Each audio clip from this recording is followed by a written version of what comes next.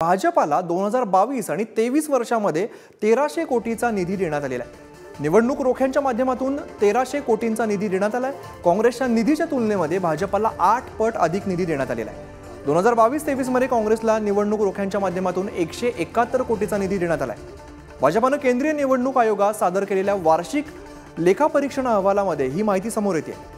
2022-23 मध्ये काँग्रेसला निवडणूक रोख्यांच्या माध्यमातून 171 कोटी रुपयांचा निधी देण्यात आल्याची बातमी समोर येते।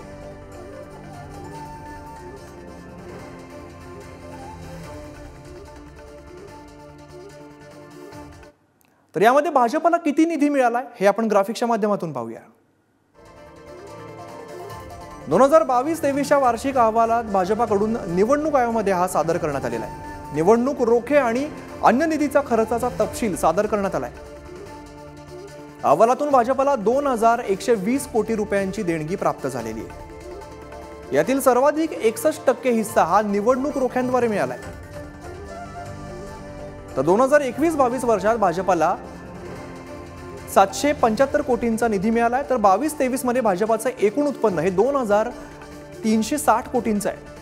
निवडणूक हेलिकॉप्टर विमानाच्या वापरावरती 2022-23 मध्ये 78 कोटीचा खर्च झाला आहे। तर 2023 मध्ये उमेदवारांना 76 कोटी रुपयांचा अर्थसहाय्य सुद्धा करण्यात आलेला आहे।